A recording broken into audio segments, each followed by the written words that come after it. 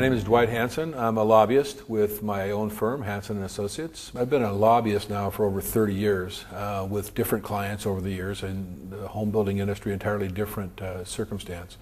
But about 15 or 16 years ago, I had an opportunity to look about again and see kind of what was available, what was out there, and I had not really ever actively sought the social services side of the agenda.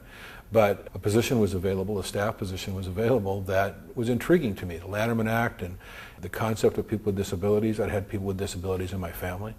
It just became kind of a fascinating opportunity. And I'd like to say that it was a long-term planning thing. It wasn't. It was just a set of circumstances that arrived.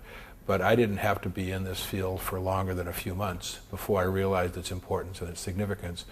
Once you get working in a field like this, it becomes part of your life, and it's hard for me to imagine now, at this point, not working with this population. It's just become something that I think about, that I work with every day, and as I said earlier, so many of the people that I work with are friends now, that it's just part of who I am.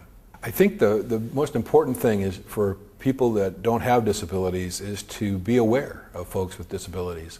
A couple of years ago, I conducted a little kind of a self-experiment. I went to a place where a group of folks with disabilities had gathered for lunch, and I watched the general public walk by their table.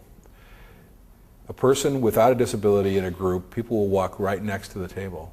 But I watched person after person give space as they walked around people with disabilities.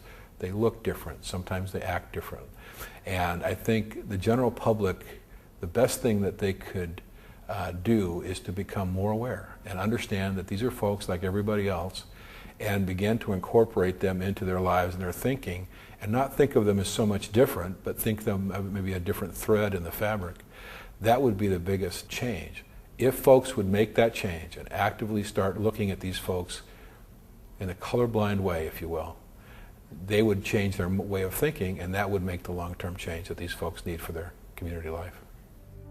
This is one of a series of interviews with persons or family members who use services for seniors or persons with disabilities.